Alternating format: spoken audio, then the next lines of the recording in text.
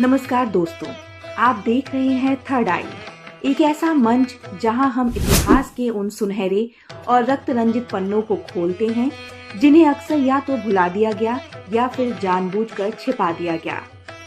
आज हम बात करेंगे राजपूताना की उस परंपरा की जो न सिर्फ साहस का प्रतीक थी बल्कि आत्मगौरव और मर्यादा की अंतिम सीमा भी।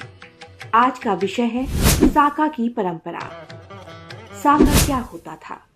जब दुश्मन की सेना राजपूत किलों को चारों तरफ से घेर लेती थी, जब ये निश्चित हो जाता था कि अब विजय असंभव है, तब एक निर्णय लिया जाता था, साका।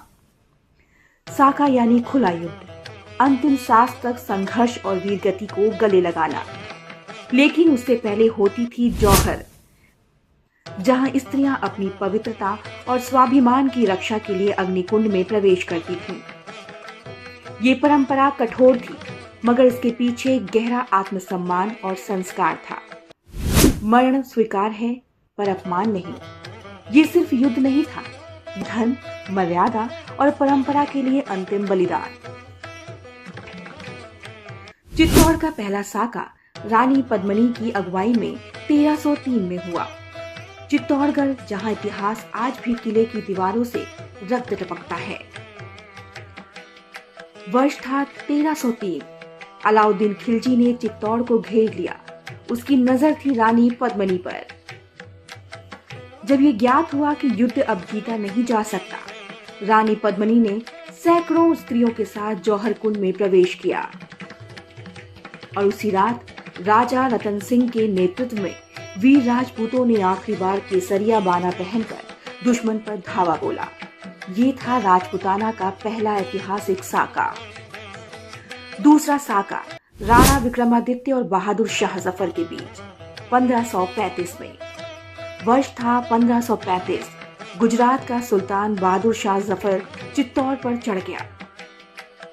एक बार फिर चित्तौड़ की स्त्रियों ने जौहर कुंड को अग्निपथ बना दिया और राजपूतों ने साका किया। इस बार नेतृत्व किया राणा विक्रमादित्य और जयमल जैसे योद्धाओं ने। इस साके की भयानकता ने इतिहास को कांपने पर मजबूर कर दिया था। बचपन में खिलौनों से खेलने वाले राजपूत बालक भी तलवारें लेकर युद्ध में कूद पड़े थे। तीसरा साका रानी कर्णावती और राणा विक्रम 1568। तीसरा साका सबसे हृदय विदारक था। वर्ष 1568, जब अकबर की विशाल सेना ने चित्तौड़ को घेर लिया। रानी कर्णावती ने अपने 2 नन्हे पुत्रों के भविष्य को सुरक्षित करने के लिए उन्हें पहाड़ी मार्ग से बाहर भेजा। फिर चित्तौड़ की महिलाओं ने एक बार फिर जौहर किया। राजपूतों ने अग्नि के प्रकाश में मृत्यु का आलिंगन करते हुए अंतिम युद्ध लड़ा। केवल चित्तौड़ नहीं, बाकी राजपूत राज्यों में भी साके। चित्तौड़ तो प्रतीक बना, लेकिन रणथंभौर, जोधपुर, जैसलमेर और गागरोन जैसे अन्य किलों में भी साके हुए। गागरोन किला साल 1532 में राजा पाल हांडा के नेतृत्व में भीषण साका हुआ, जहां योद्धाओं ने अपने घावों को गंगा जल से धोया और फिर अंतिम युद्ध में उतरे। राजपूताना की महिलाओं ने अपनी देह भले ही अग्नि को सौंपी हो, लेकिन आत्मसम्मान को कभी नहीं जलने दिया। साका और जौहर की परंपरा पर आधुनिक दृष्टिकोण। आज के युग में ये परंपरा कई बार विवादों का विषय बनी है। कई लोग इसे पुरुष प्रधान मानसिकता से जोड़ते हैं, लेकिन इतिहास कहता है ये स्वेच्छा से लिया गया निर्णय था, जिसमें नारी ने भी पुरुष के साथ वीरता में भागीदारी निभाई।